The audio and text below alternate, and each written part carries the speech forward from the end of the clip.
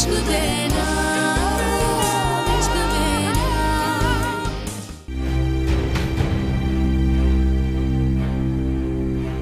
अच्छा, तो हमारी जिंदगी में उलझने पैदा करने के बाद मैडम अपने बाल संवार रही है। हाँ खुशबू, तुम्हें ना चलो खुशबू, छोड़ो बहन का हाथ, छोड़ो उसे।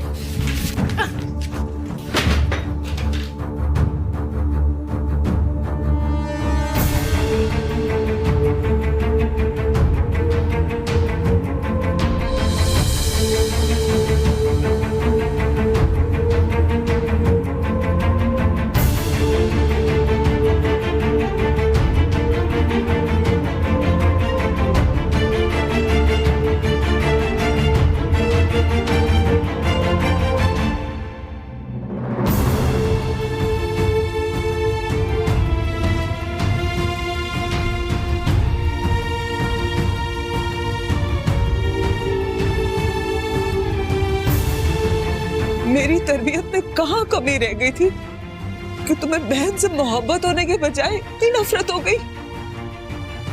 खून सफेद हो गया तुम्हारा। शर्म, मुरव्वत, मोहब्बत, रिश्ते सब के सब तुमने खुदगर्जी के कुएं में दफन कर दिए। मी, हम पर जो मुसीबतों के पहाड़ टूट रहे हैं ना, वो सिर्फ और सिर्फ सरीबा की वजह से है। और ये लाडली वहाँ पे आराम फरमा रही है, हम सारी मुसीबतें क्यों उठाएं? मैं अपने नसीब के मसाइब खुद झेल लूंगी। मुझे किसी के सहारे की जरूरत नहीं है।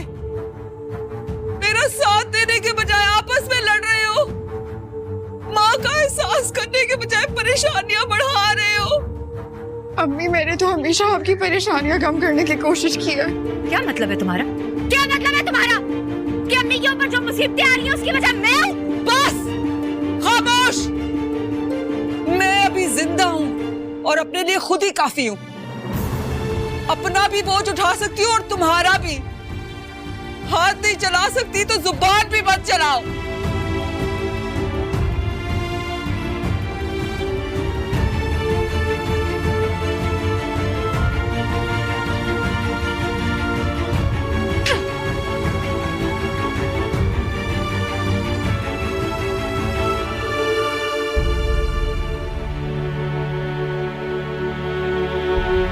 अम्मी परेशान मत हो, सब कुछ ठीक हो जाएगा। मैं हूं ना।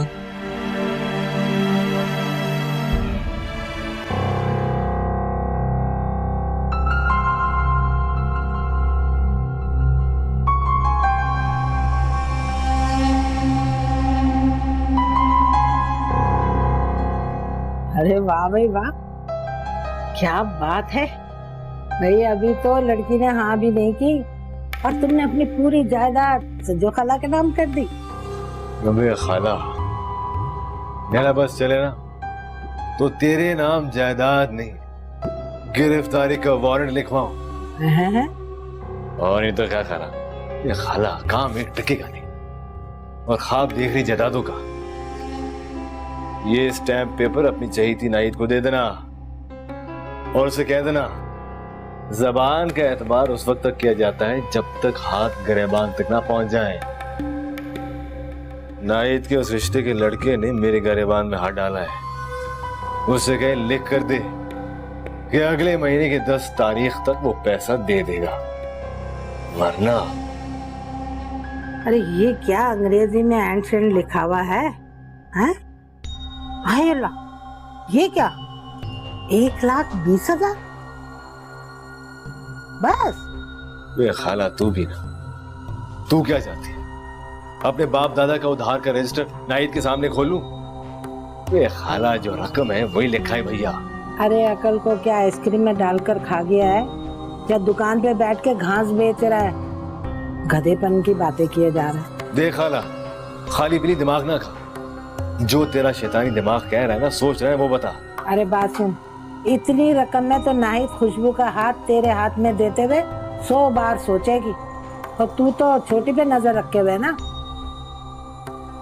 धंधे का उसूल सीखना है ना तो मजीद बावर्ची से सीख। अपना कर्ज वसूल करने के लिए उसने प्याज की बोरियां नाहिद के आंगन में उतरवा दी। प्याज काटो, कर्जा वसूल करो। अब तू भी अकल सीख और मेरी बात गौर से सुन और समझ, उस पे अमल कर।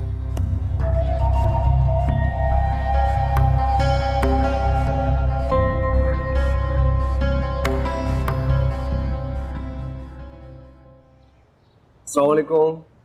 वालेकुम सलाम। वो ये क्या, इतनी ज्यादा प्याज?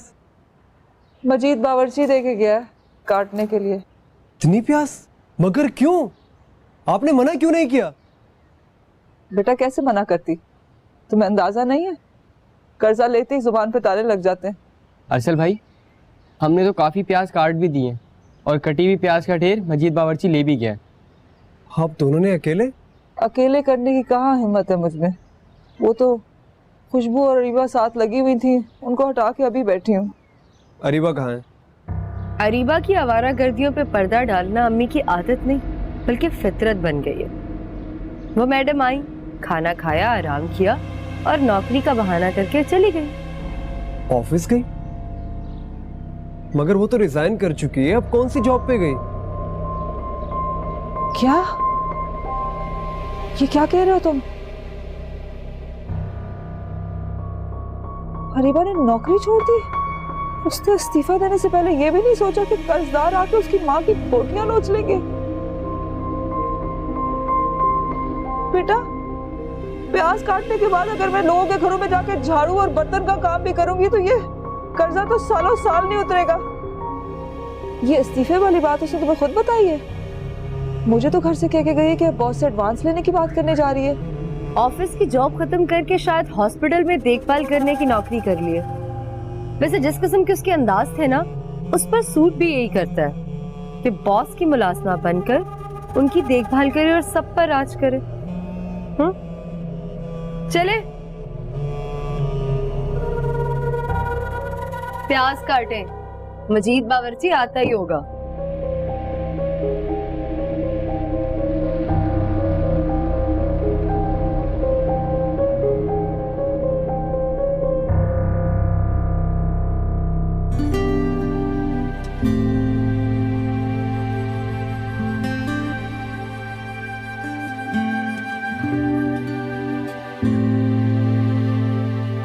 Thank you.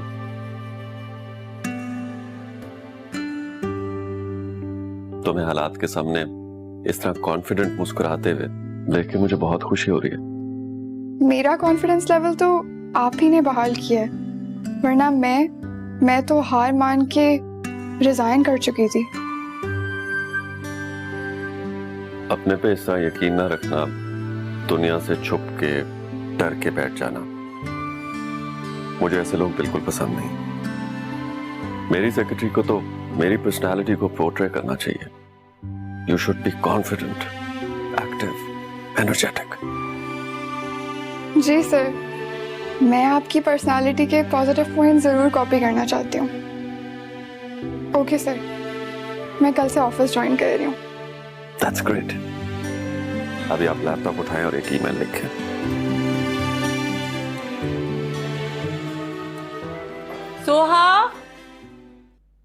सोहा जल्दी करो, हम लेट हो रहे। मम्मी, आपको नहीं लगता कि डैडी के ना होने से घर का एटमॉस्फेयर काफी अच्छा है? हमारी और उनकी गुड हेल्थ के लिए जरूरी है उनको 2-3 साल का बेड रेस्ट ही दिलवा देते।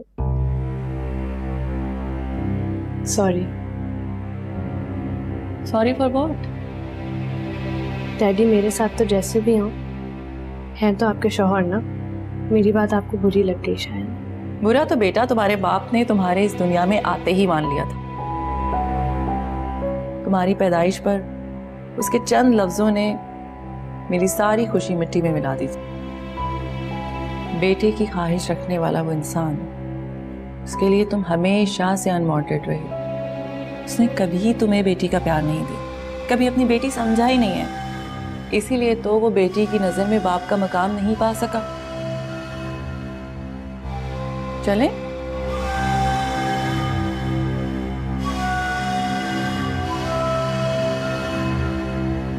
एक बच्चे का जहन एक खाली स्लेट की तरह होता है।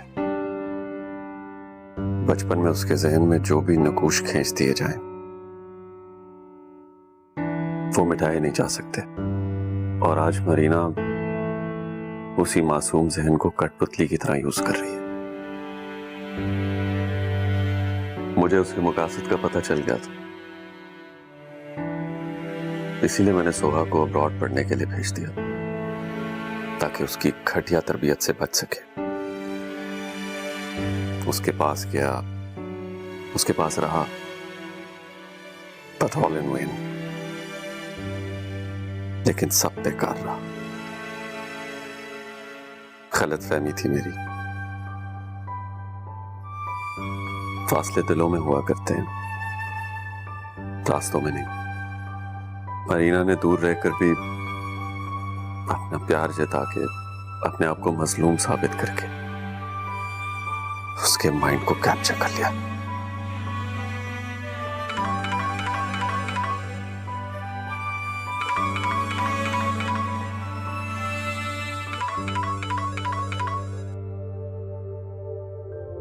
अच्छा सर, अब मैं चलती हूँ। सोहा मैडम और मरीना साहिबा आने वाले होंगे और मैं नहीं चाहती कि मेरी प्रेजेंस की वजह से फिर कोई प्रॉब्लम हो। मेरी मौजूदगी में भी तुम्हें सोहा और मरीना से डर लगता है? सर, इसे डर नहीं, इसे एहतियात कहते हैं। वैसे भी मुझे कोई फर्क नहीं पड़ता वो लोग जो भी सोचें, उससे मेरी हैसियत पे कोई फर्क नहीं पड़ता है। बस मैं नहीं चाहती ऐसी कोई सिचुएशन क्रिएट हो जो आपकी तबीयत या मेरी प्रेस्टीज के लिए नुकसानदेह हो।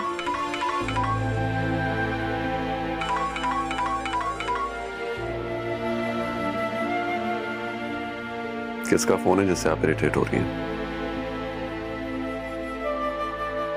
कैसर साहब से पेमेंट की बात कैसे करूं? अम्मी घर पे मुंतजिर हैं। एक तो इस अरसल ने कॉल करके परेशान कर रखा है।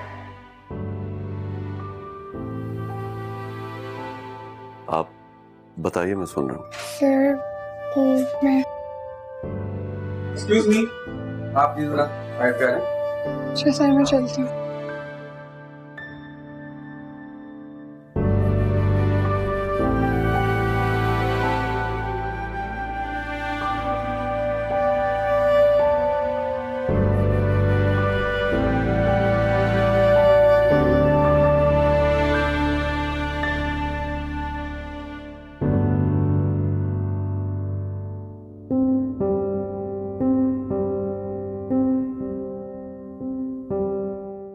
अरीबा पहले जैसी अरीबा नहीं रही। मुझे इससे पहले कभी इग्नोर नहीं किया।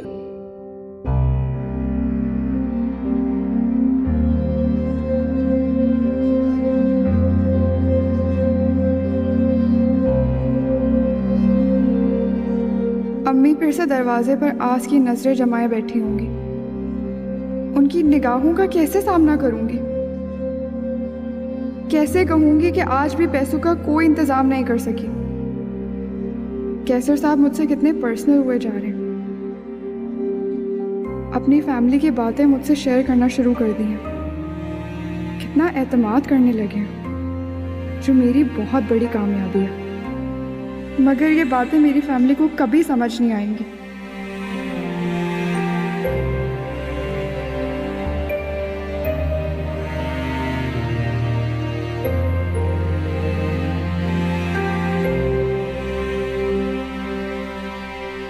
अरीबा, आप घर पहुंच गई? जी जी सर, मैं घर पर पहुंच गई हूँ। कल आप अपनी सैलरी एडवांस ले लीजिएगा, मैंने मेहदी साहब से बात कर ली। रियली सर, मैं अपनी एडवांस सैलरी ले सकती हूँ? सर, आप जानते नहीं आपने मुझ पे कितना बड़ा एहसान किया है। हकदार को उसका हक देना कोई एहसान नहीं होता। मैं बाद में बात करता हूँ तुमसे। डॉक्टर्स ने डिस्चार्ज करने के लिए कह दिया तुम्हें। डैडी, अब आप घर जाकर कंप्लीटली बेड रेस्ट करिएगा अपनी फुल रिकवरी तक। ऑफिस वर्क मैं हैंडल कर लूंगी। आई एम सॉरी सोहा, तुम्हारी माँ ने तुम्हें सिर्फ मिस हैंडलिंग सिखाई है। ऑफिस तुम्हें देने की मैं गलती नहीं कर सकता। इतनी सिंसेरिटी से सोहा ने तुम्हें कहा और तुमने इसे हर्ट कर दिया। बेटी से बात करने का तरीका भूल गए हो तुम? लोगों को हर्ट करने का हुनर मैंने तुम्ही से तो सीखा है। तुम भूल गई कल तुमने क्या किया? अरीबा को जलील करके यहां से निकाला था। अच्छा, तो अरीबा गुलजार से मिसबिहेव करने का बदला ले रहे हैं आप हमसे? वेरी स्ट्रेंज कैसे? उस लड़की को तो मैंने मामूली समझकर बातें सुनाई थी, आज तुम उसे इतनी इंपॉर्टेंस दे रहे हो और इस बात को अपनी बीवी को लेट डाउन करने के लिए इस्तेमाल कर रहे हो। Oh, stop it. Please stop it.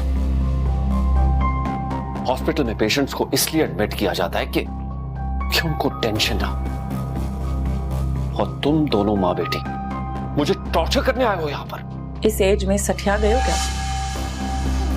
एक बात याद रखना, कहीं सहारा नहीं मिलेगा तुम्हें। Marina, you'll be the last person जिसे मैं सहारा लूंगा। And it's a humble request. Please leave now.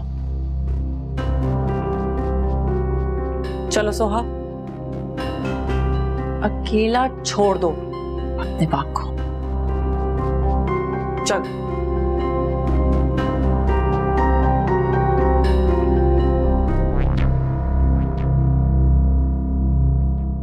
इश्क